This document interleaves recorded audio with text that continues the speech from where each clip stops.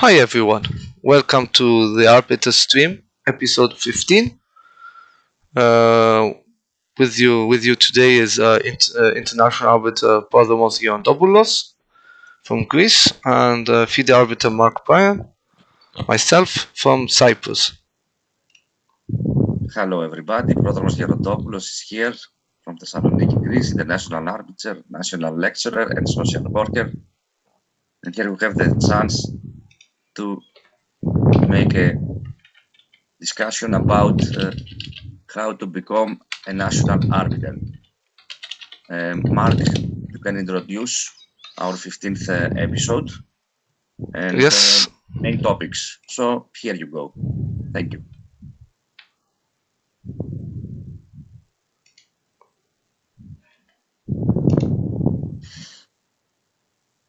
So yeah, our topic today is basically introducing to National Arbiter.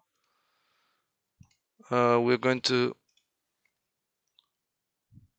look at how you become your complete journey, what obstacles you will face, how to overcome these obstacles, what do you need to know, what steps you need to take, what support there is, and a lot more.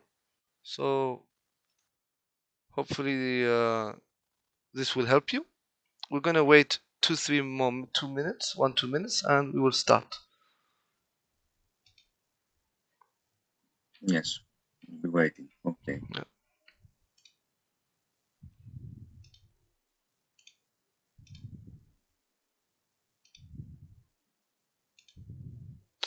I think yeah, let's just wait for a few minutes.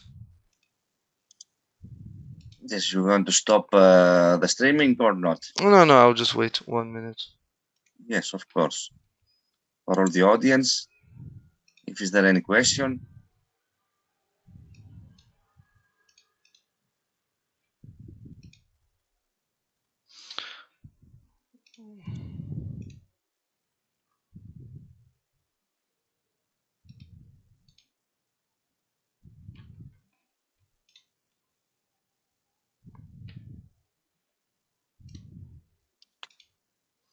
Okay, let's start. Yes. So we're going to start with our intro video, as always.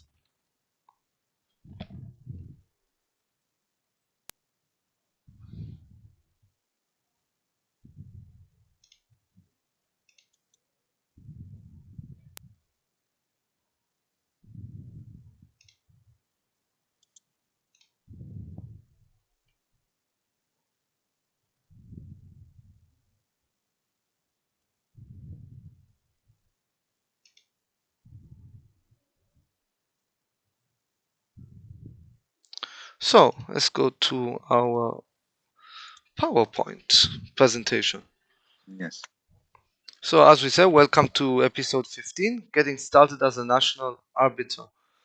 We're going to look at this mainly from a Cyprus and Greece point of view, as we are both arbiters from Greece and Cyprus. But if any of the audience is from another country, feel free to ask us or let us know in the chat which country you're from, and we could look and Of course, because there are investigate many similar things, many similar rules. Many similar rules. Some are different, and we could look at how it is. Yes. So, what are the aims of this stream, of today's journey? So today we would focus on understanding the whole journey. It's not you become an arbiter and it's finished. It's a very long road, taking more than 10, 20, 30 years. I think I have been an arbiter since 2000 and this I need to think about actually. I think I passed my my first experience as an arbiter would be 2010. You can see your status to find out yes. exactly. 2010 or what Early about years. you? What about you? The same, similar years, early years. So I have also been more than 10 national years. arbiter for many years in many competitions. I have my just a fatherless lady, chess lecturer, Mr. Viron Zorbadzoglu, those years. Was also Fide lecturer, and I have been assistant in many competitions with him. You recently organized, I think, you recently had his second memorial, yes? Yes, of course, Rapid Memorial at the Galaxias Chess Club, whose the president is his son, Theodoros. Yes. Yes. Second of all, we're going to look at also how to prepare for upcoming chess tournaments. It's not like, okay, I'm an arbiter, I just go to the tournament. You have to do certain things to be prepared. Yes. Something that's very important is finding a mentor. Who do you look up to as an arbiter? Inspiration, very important to keep going. Yes. It's a very big motivational factor. And lastly, starting the journey, doing the first few steps, as this is very difficult many times. So let's continue. So here we would like to ask our viewers, how long have you been an arbiter for? Just to get started. Yes. Let's type it in the chat. How long have you been an arbiter?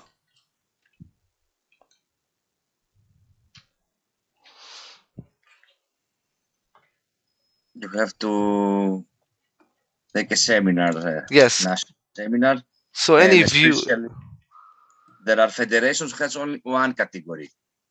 Specifically in Greece, there are 3 national categories: A, B, and C. Yes, it's New arbiter starts from the C category. so And has viewers. to stay there 1 year. Yes. Can we ask our viewers to please type in the chat how long you have been an arbiter? Of course. If is there any questions, of Yes, course. because we would like to. Just starting. Okay, we have one viewer saying he's just starting. So this is perfect for you. Yes. Good. We would like to. This is going to be more of a question answer. A lot of talking with you guys to try to help work this out. So we have several arbiters who are 5+ years and just started. Yes. So let's go to our next question. What do you think are the biggest barriers of arbitering at the national level?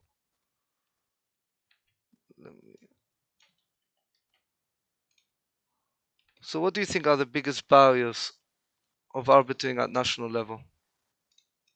To take a wrong decision, first of all. Yes, which ones? We have too afraid to make a mistake. Yes. You don't know the players. You are intimidated by the players.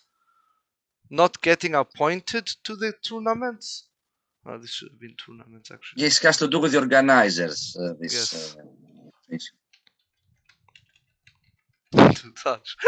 Yeah, the organizer who attends Lack of rule knowledge. Of course, if it's parents of chess players who want to Or go lack without of paying any fee, confidence. yes. Personally, I did not have a barrier of becoming an arbiter at national level because we do not have a lot of arbiters, and Yes. I think I was one of the only ones willing to be an arbiter at national level at the beginning. So in my first national championship, I would say it was too afraid to make a mistake and a bit of knowing the players. They are very strong players. They've played many years. I'm very new to this. This is I would put here that this was my situation. What about you?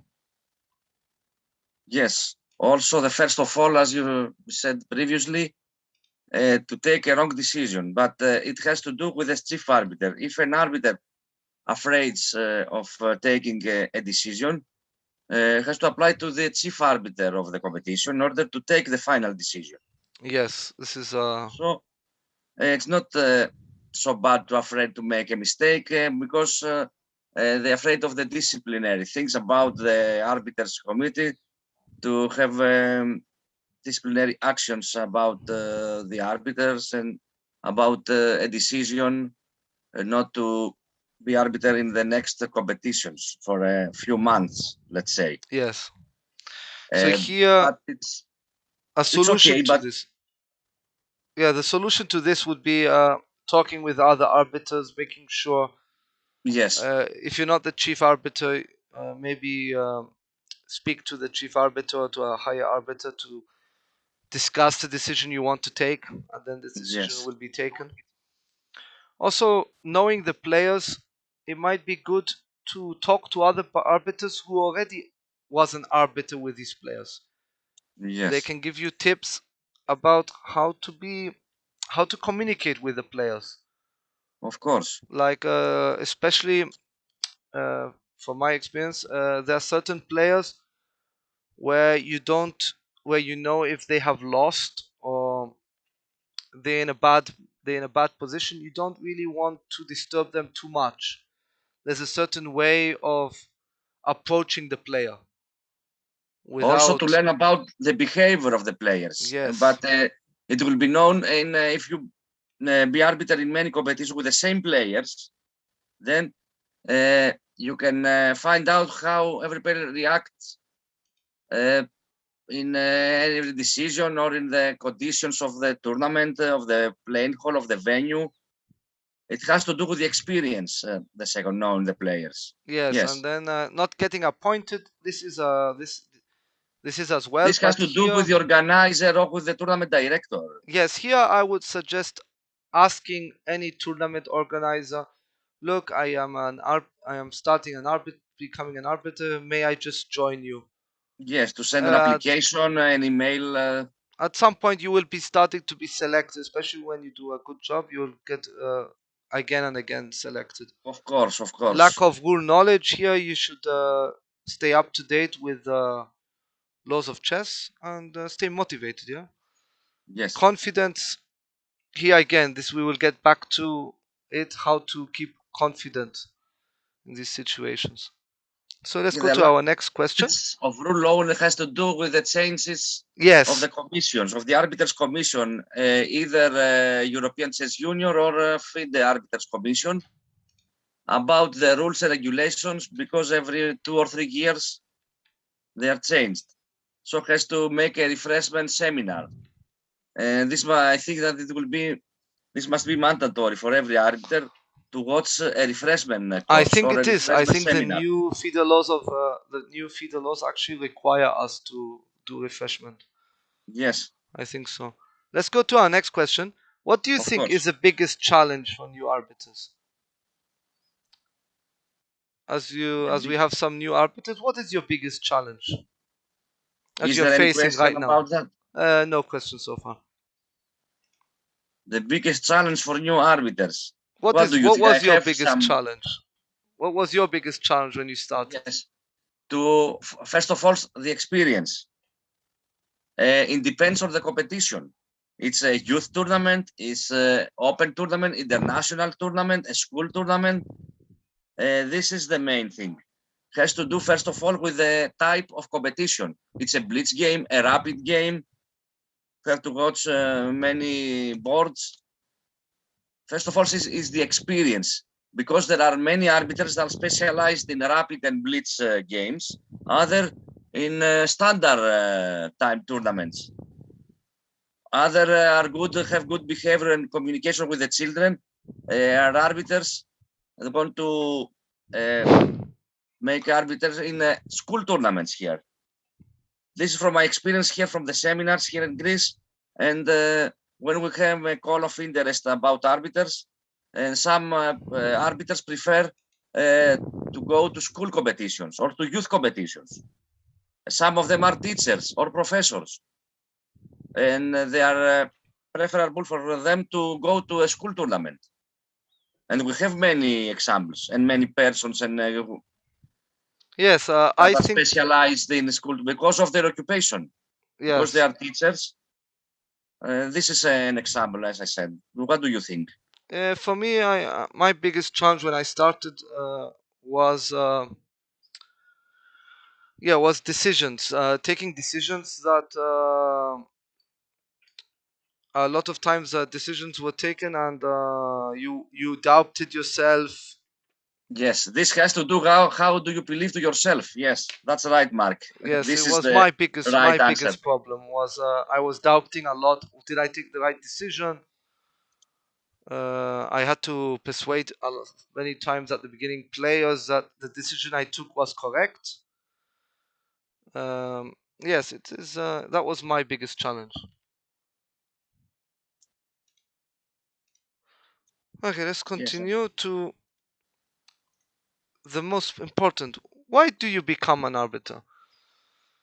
So this is very important because we need to remember why they become an arbiter to help them with the journey. yes. For different reasons, I think. It has Yes, to do one of with, the reasons is staying involved with the game of chess. This is a yes, of big thing. course. Players. This is actually one of mine. Where as a player, I was disappointed a lot with my results. I had bad arbiter decisions in several of my important games. Very bad arbiter decisions because the arbiter was always playing. So my decisions were based on opinions and not on what actually happened. So it was one of my main reasons of becoming an arbiter. This is also for many parents. You know, you are a parent, you want to be involved, but you don't want to play, so you become Yes. an arbiter. Because many parents are not chess players. They don't Yes, know but you still want to be involved. not only the rules of arbiters commission, but also the rules of chess generally. They don't know. Yeah, Yes, but they want to get involved. Then we have because not volunteering. to go to a competition to a hotel and not to pay the fees. We have volunteering where you Yes, of want to course, this is give good. back to the community, like older players usually do that.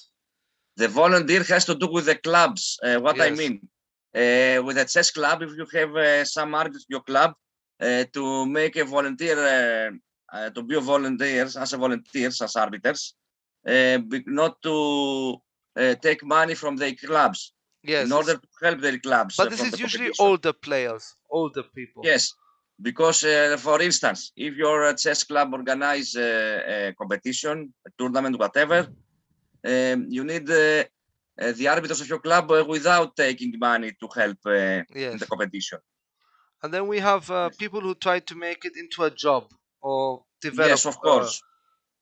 And this is develop it not bad personally. because if you see that as a job, you make it more better and Yes. more seriously, I think. And then we have a big This thing is the where key. you want to inspire the next generation, which was my second main reason of becoming an arbiter. I felt that the arbiters at my time were not taking good decisions against my. For example, I had an arbiter who didn't realize it was a threefold repetition, and I had to continue playing. Yes, So I wanted to make sure that with the next arbiter, with new arbiters, we would not demotivate the players by taking bad decisions. Because taking bad decisions demotivate people. So this is and inspire the next generation, which is most important. yes, And again, we'll go to why do we drop out? Uh, in my 12 years of being an arbiter, many people have come and gone yes, as of course, arbiters, and there are three main reasons. One, lack of support. This of is course. because they do not feel the support they need. From the starting federations, either from the federation, clubs, from other from the arbiters. organizers, Yes. whatever. Lack of knowledge. They do mistakes in events, and Yes. the feedback is very negative, so they drop out for those. Or lack of opportunities. You do not get to go to certain events and stay behind. Yes. So these are the three main reasons.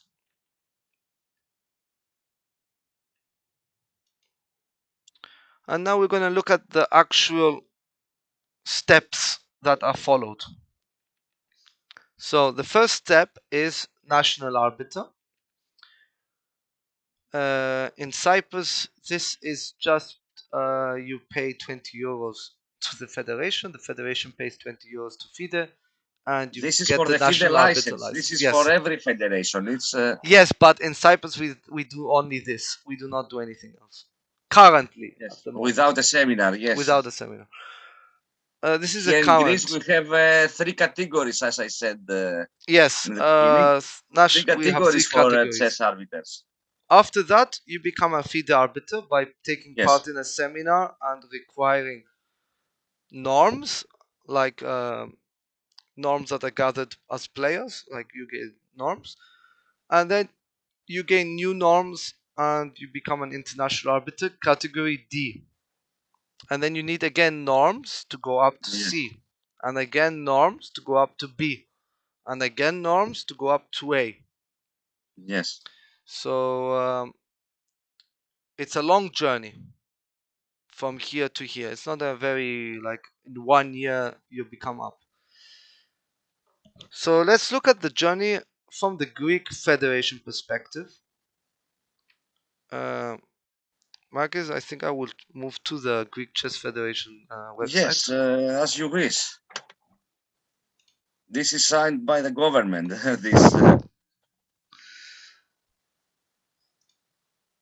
I think like a quick overview would be good. Yes, of course. If you want to translate some I think words on if some you want to go, yeah, if you can explain to us. Yes, just a minute. First of all, it's the Central Arbiters Committee, which consists of 5 members. And also, just a minute.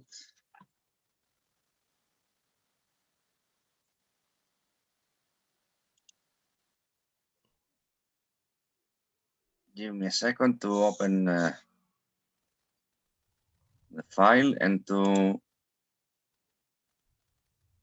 do about the regulation, which is signed from the government 2017. Those year I was the General Secretary of Greek Arbiters Committee. Yes, as you said, it's three, yes? Yes, just a minute. Do you see this here, κατηγορίες διαιτητών? Yes, of course. Just to find out, and I will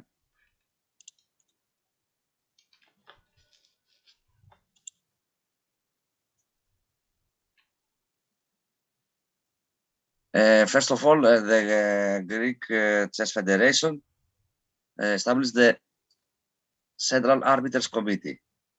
Has a board which consists of 5 members, and it's for 2 years, and then will be renewed for another 2 or to change the members. Yes. All has the check about the disciplinaries, how to make decisions about tournaments and to send them to FIDE.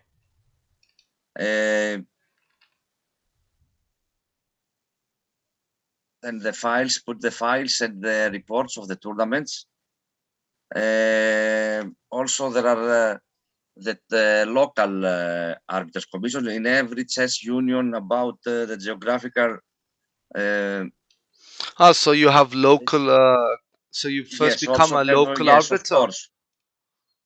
Yes, local committees of arbiters, which consist of 3 members: the president, the general secretary, and the member. Okay, so to become an arbiter in Greece, To become an arbiter, Article 4 they have to be 18 years old, first of all. 18 years of age. Okay. I think Yes. Fide is also 18 years. Yes.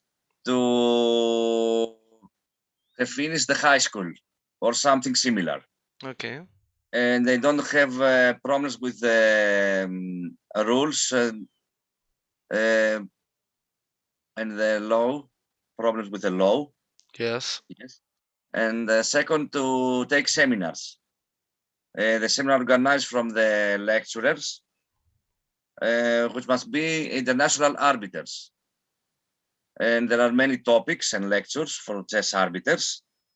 And the seminars are organized with the cooperation of the local chess unions and the Greek Arbiters Federation. The seminars are for in order to get a new arbiters, and refreshment seminars, seminars for a Swiss manager system with pairings, and seminar to become a Fide arbiter or international arbiter. There are four type of seminars. Do you want to repeat them? To become a new arbiter from the C category. Yeah. Second, it's pairings seminars with Swiss manager system, how to explain the rules in the computer. The third, it's seminar to become a Fide arbiter or international arbiter. Ah, so you have to do that seminar as well? Yes, of course. And fourth, refreshment seminars. If Fide Arbiters Commission make a new change the rules, we have established refreshment seminars. And then you have to do a refreshment every 4 years, yes? Yes, of course. And the norm of every seminar has to be for 4 years. Okay. The 5 years, it's no, you have to take a new seminar, the arbiters. So and for also, someone to become category C arbiter, he needs to do an arbiter's course. Yes, to take an arbiter's course. C category course, yes? Yes. And then a course on Swiss pairings? Yeah, no, it's not. If you want to be category A, you need to take. Okay. So for category C, what do you have to do? Yes, just a minute to tell you.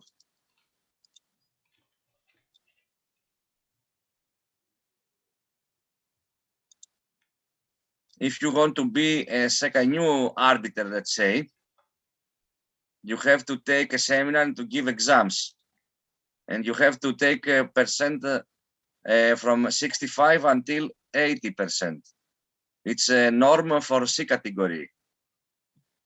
Okay. After that, if you want to take a norm for a B category arbiter, you have to take exams, and the final mark will be from 81% until 90%. Are the seminars online or only with physical presence? An hybrid seminar and they do a hybrid now in Greece, yes? Yes, hybrid on the board seminar, and some of them so it's online. Hybrid. Yes, hybrid according to COVID. How long will it be hybrid? Will you always keep it hybrid, or you will stop after a while? I think it will remains. I think the hybrid. It's the new type in many things, not only on chess and seminars. Okay. After that, if you want to the venue of the seminars, we have an article. We have to it has to do. We have chairs and tables, and we have a projector on laptops and boards. We have to make some to have some persons who have technical support. Okay. So and whatever it's available, it's mandatory for the lecturer. It's on the article. See. Okay. So after that, you have B category. Yes, for B category. In every category, it is mandatory to stay for a year. Okay. You cannot go up the same year. Yes. Okay. Also, you have to submit some seminars. Some Tournaments. Yes. Okay. Which means when I become from C category to B, the previous tournaments postponed. I have 10 tournaments, and I will submit the 3, and I will have another 3 just when I take the title. I have to stay there for 1 year. What about also, tournaments? Any tournaments or only tournaments taken in Greece? Yes, not only in order to be B category. Yes, for B category, can tournaments, let's say in Cyprus? Yes, good. It's standard tournaments, Swiss tournaments, at least 5 rounds. Okay. And the percentage between the arbiters and the players not lower than 1 to 20 player. 1 arbiter for 20 players. 1 arbiter for 20 players. Okay, Cyprus Yes, will not count. Team championship or team cup, standard games, which is under the aspects of the federation. At least 3 rounds. I have a question. These tournaments have to take place in Greece or they can take place abroad? Wherever. It doesn't matter. Yes. Okay. Has to have this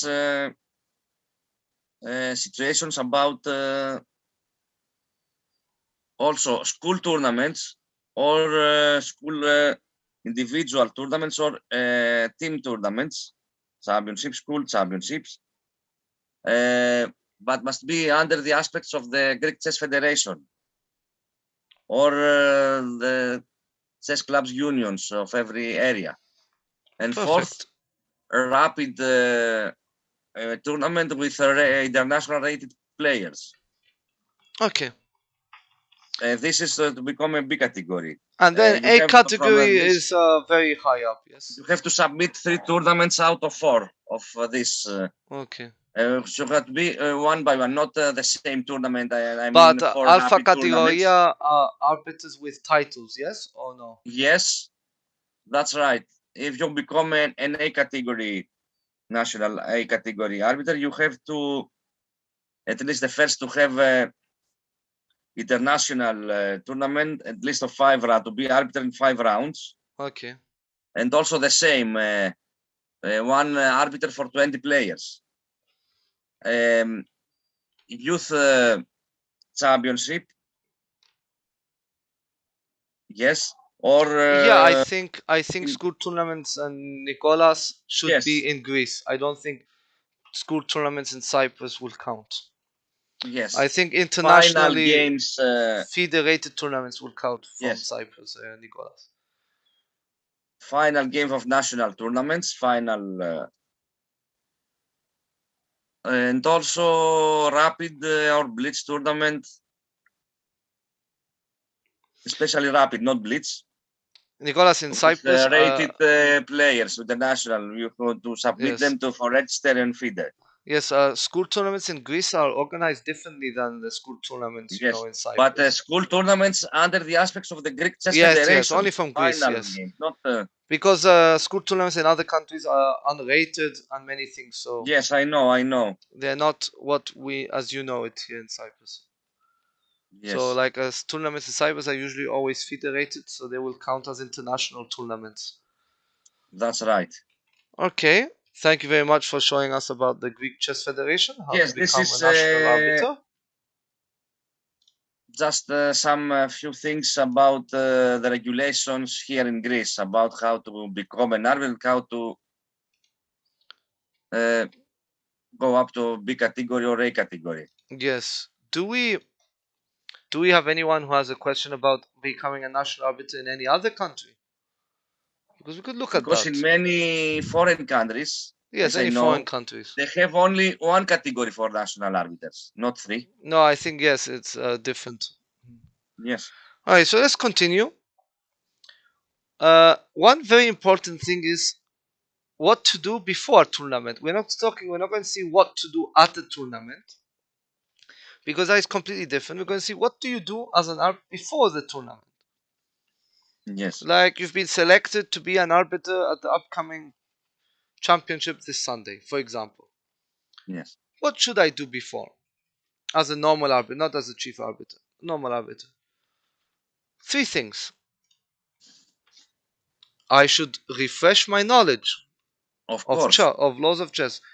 What are the newest changes? Many times you forget the laws of chess, especially Here, if you haven't I want to worked add on them. here, Mark, Yes? excuse me about the No problem. interruption. Here in Greece, we have the new refreshment regulations in the site of Central Arbiters Committee. Very and good. It's available for every arbiter to download in PDF file and to have it and to know in every tournament like something like a manual.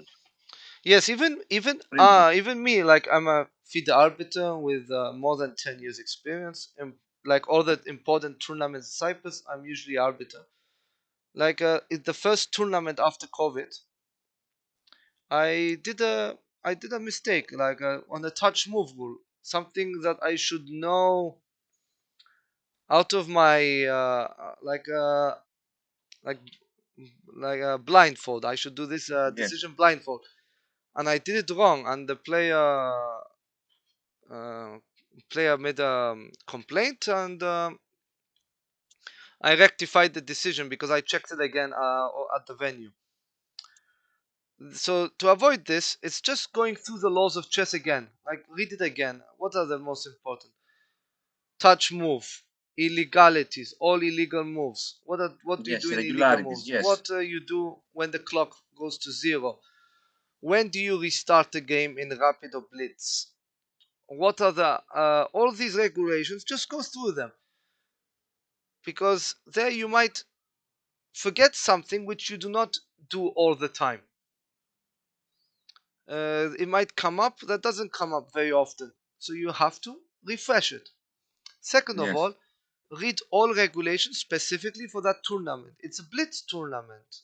What are the FIDE laws of blitz? What laws of chess are we using for that tournament?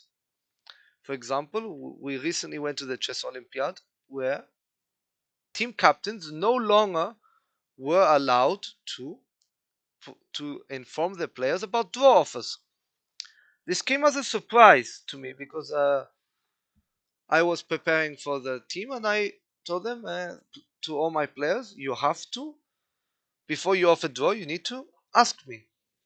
Yes, of course. And then 1 week before the tournament, when I reviewed all tournament regulations, I suddenly saw something I said before was no longer valid. No draw. I could no longer advise my players what about the draw offers. So again, things change. Keep in mind what regulations are valid for the tournament.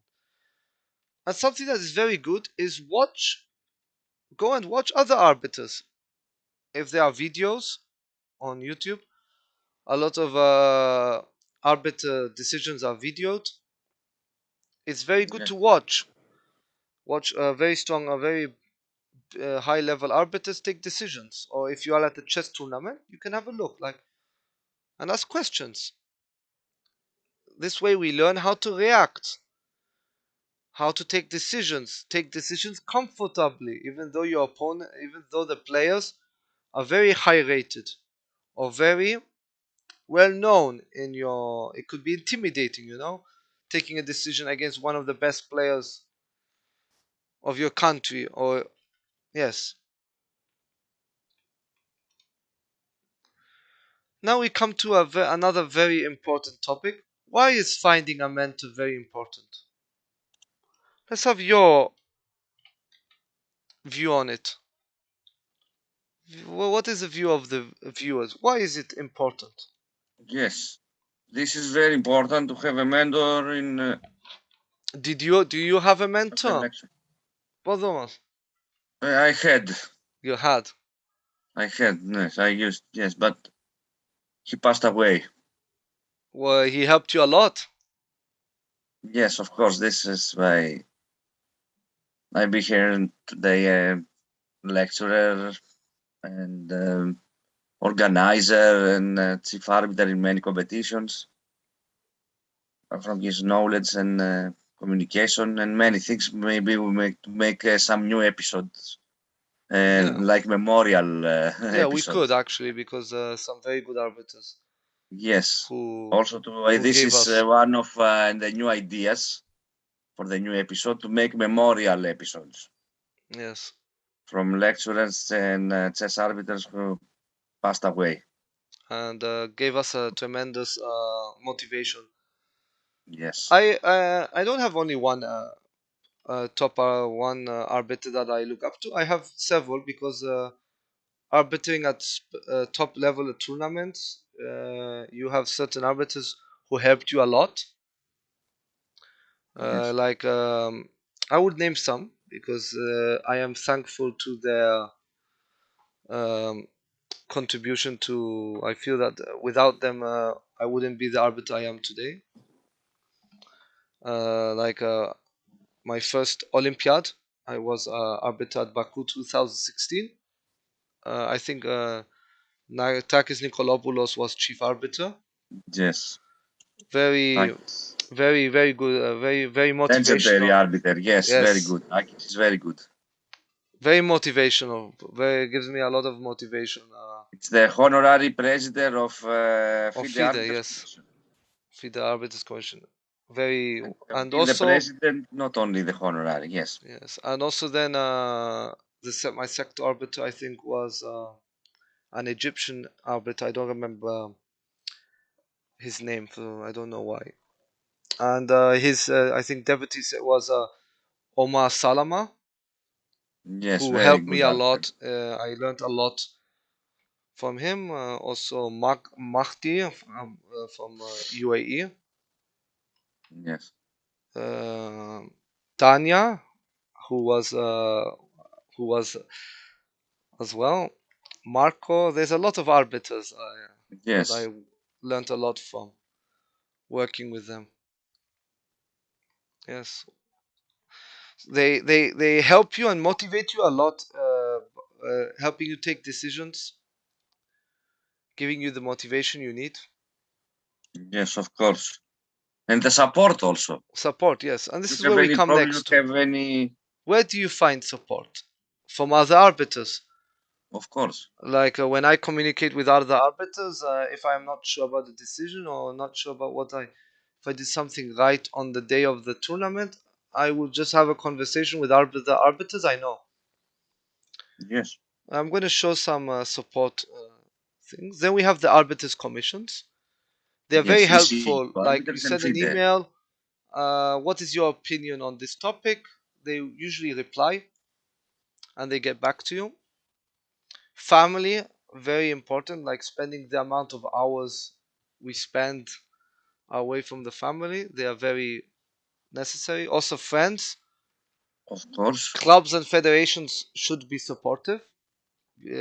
Clubs should give the arbiters opportunities to be an arbiter, and federations should help the arbiters get higher up, Yes. send them to tournaments abroad. So I will quickly show. Uh, why does it not show it? Okay.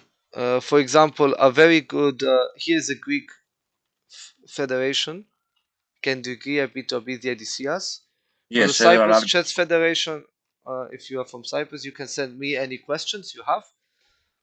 I try to be as helpful as possible. Yes. Then we have the European Arbiters Council. They are very Yes. supportive. Of course. And the board members, of The board course. members are very active. And then we have the FIDE Arbiters Commission, Yes, of who course. are also very helpful.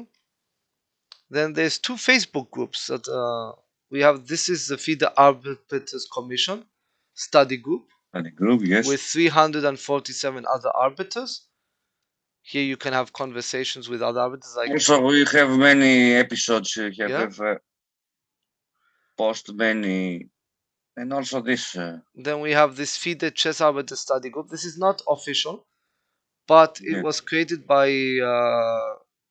Angelina Contini, a Greek arbiter. I think this group is very helpful. There's daily posts. It's very helpful. a very good group. And I would say that the groups are more positive than negative. Usually when you ask a question, they do not negatively answer. They're very, very helpful. Yes, this is what I was going to show about this. Where do you find your support? Let's continue. So, how do we get started? The first thing is you should find another arbiter body. You should find another arbiter. You go to tournaments too. This is very important. Being alone in a tournament, you become intimidated. You don't have the motivation. Luckily, I always had very good roommates.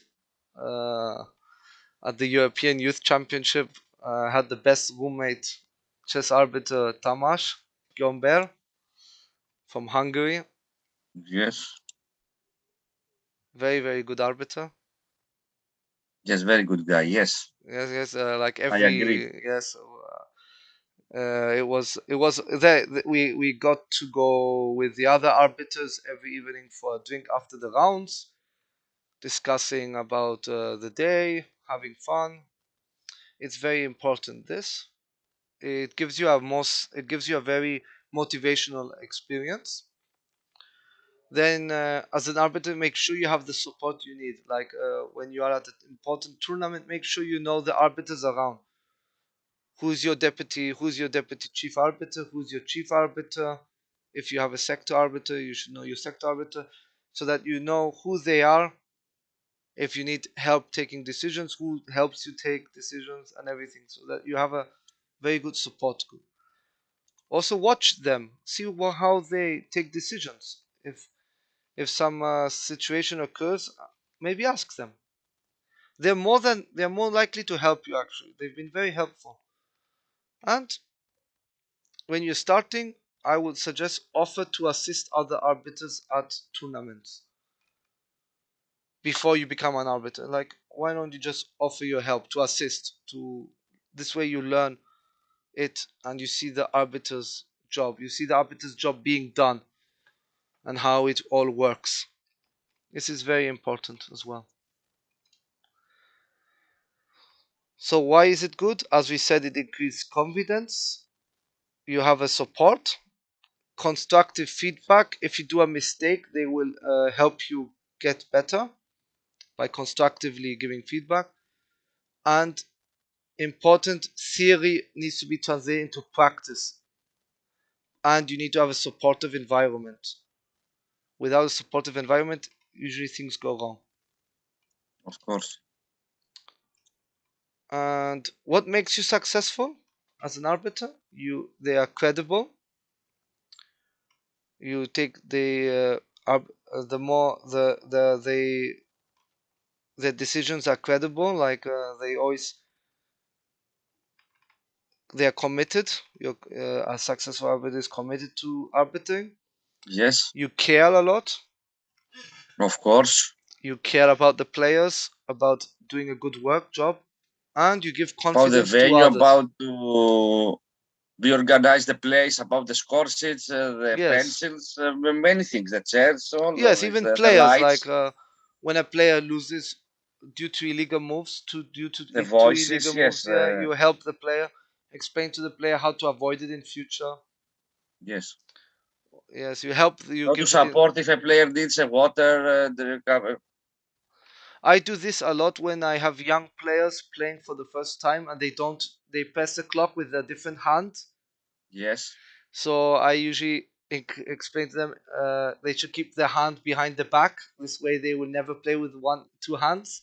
yes. This is on the trainer. If you be a Yes, chess trainer, yes, in chess clubs. Yes, that's right. yes. Then we have to be very good communicators. Communicate in the right way with the players so that they do not,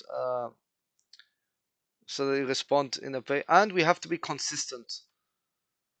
Always have the same opinion on everything. And we should have goals. Setting a Yes. goal is very important. Okay, let's continue. What are some ways you can make the first step to get involved in a chess tournament? It's difficult as a new arbiter.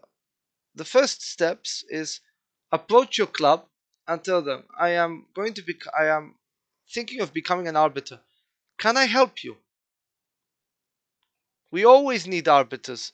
We have tournaments, a lot of tournaments. We always need arbiters. I can tell you as a fact. Usually we don't have enough arbiters. Oh, if you come to the tournament, ask the tournament, oh, do you need any help? Can I help you? I just would like to say that at the beginning, you should not expect being paid for it, especially if you are completely new. But after a while, you may get paid because you will prove yourself that you are a good arbiter, and they will regularly need you, and then you start getting paid, and you will be invited from the beginning. So to start your journey, always stay up to date with the newest regulations. Be open to constructive criticism. I have seen arbiters in Cyprus, they do not accept when you tell them that something goes wrong, Yes. that you make a mistake. Learn from your mistakes. Don't make the mistake again. That's the most important. Treat every chess game the same. No matter the rating of the player, always stay the same. And you need to commit time to chess tournaments. This is the most difficult, I think. And self-reflect. What did I not know in this tournament? Where could I have done better? What could I have done differently? This is what you have to do. And how do you overcome challenges? Yes. This is the biggest thing. What do you do if something goes wrong? You should plan for this. Actually, you should have a. I know you should never plan for something to go wrong, but it's better to have a plan. What is your plan?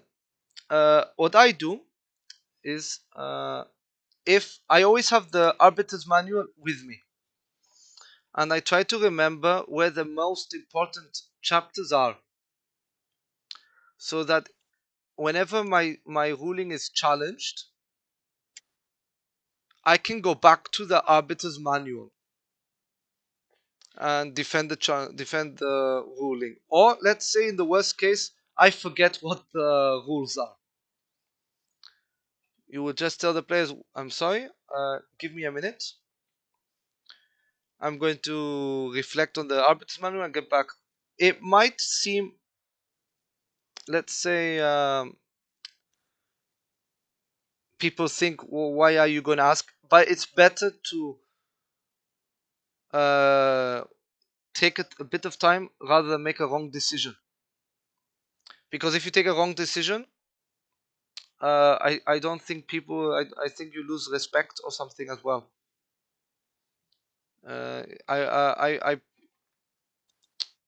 Sometimes it's best to like let's just check the regulations quickly.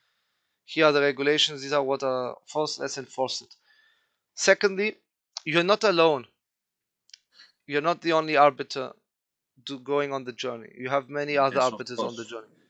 So you're not the only one making New mistakes. arbiters with the same Yes, with the level same and the same problems. position. Yes. Yes, with the same problems and the same thoughts about the unknown of the playing Yes. hall of the of the Always, there will competition. always be an arbiter facing something for the first time. Yes, of course.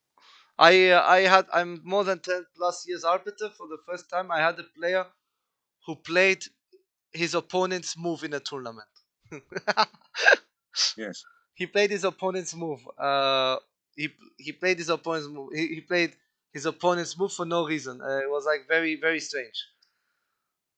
This happens for so yes. And then here, always ask. You could ask for help. Like don't feel afraid for asking help. And it doesn't.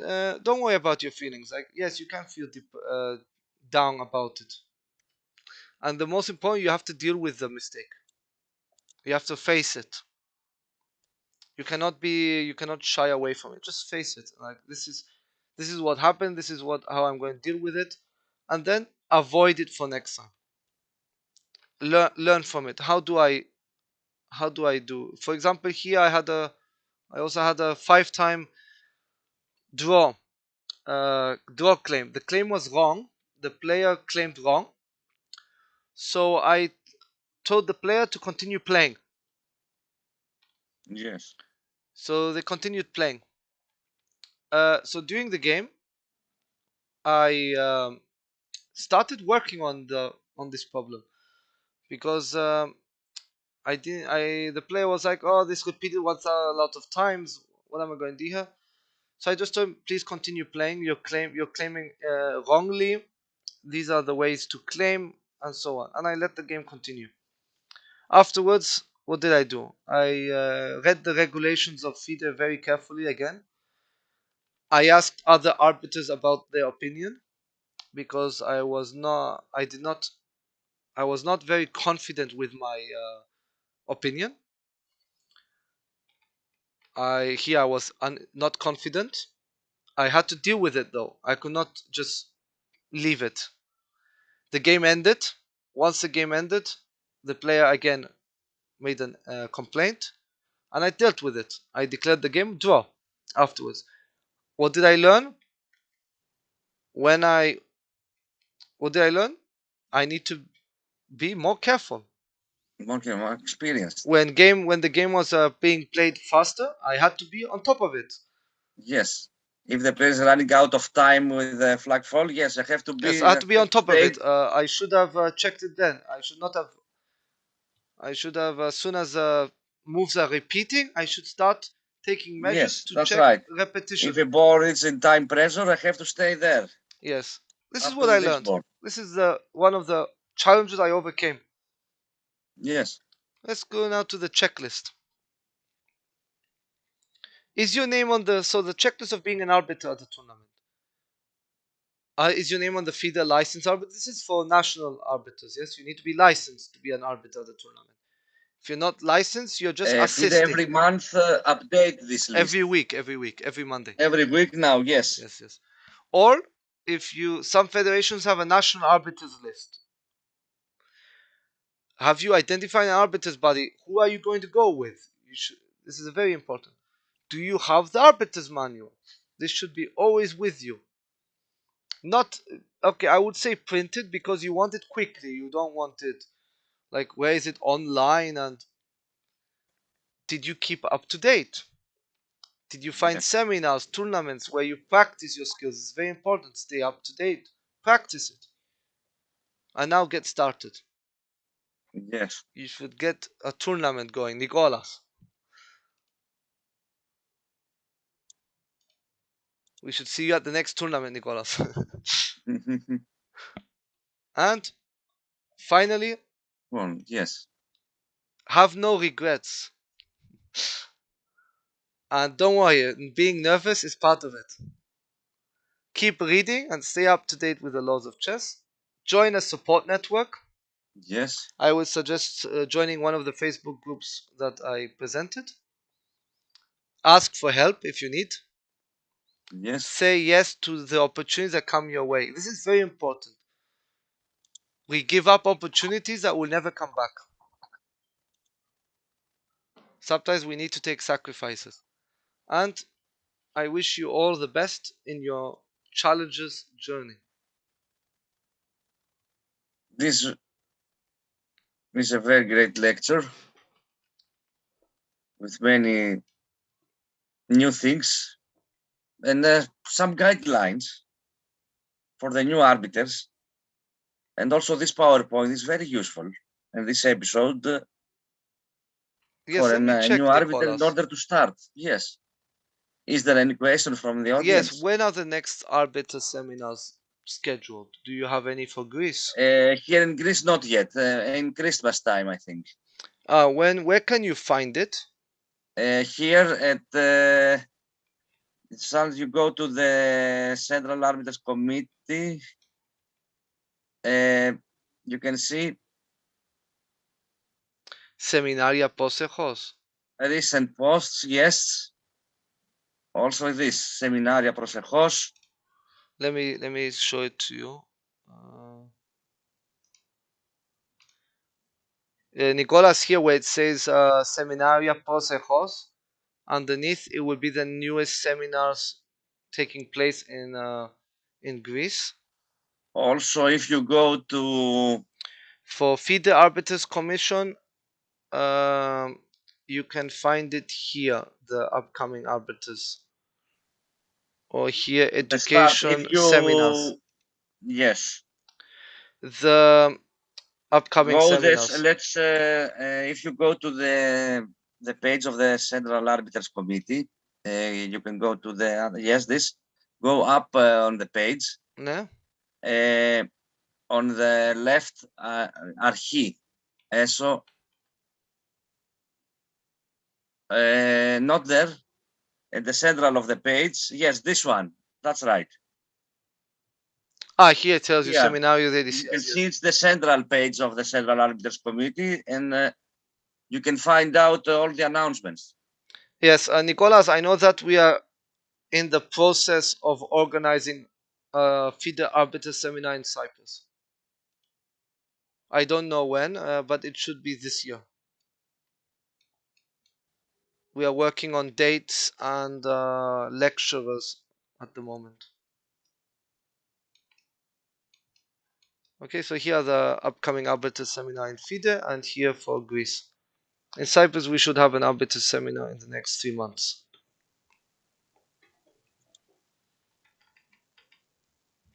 Okay. I think that was it for today. I hope you enjoyed the viewing, enjoyed the Yes, thanks seminar. for watching and for the support. This is very useful episode. Something like a manual for a new started arbiters. Yes, I hope it was more motivational to get you started. And I think it's completed and with a good language, with very useful and so simple. I think for you, Mark, also me about the explanations. I think, yes, and the guidelines. We're gonna next month. We're gonna continue with our becoming an arbiter episode. We'll have a second one, and next week we have Arbiter in the Spotlight. We have a special guest for next week. I'm not going to reveal the name. We'll reveal the name next week. We'll have a special guest. Make an announcement. Yes, Yes, we will make a great announcement. We'll have a special arbiter coming up into the stream where they will go through their journey. They will explain us their journey from the National Arbiter to where they are now. They will explain to us some of their recent arbiter work. Yes, so it's going to be a very insightful episode where we try to bring to you role models of the arbiter world. Yes. So thank you very much for tuning in. Thanks for watching and for the support. Stay tuned until next Wednesday night. The new. Have a nice rest of the week. You too. All the best Good night to you and your families.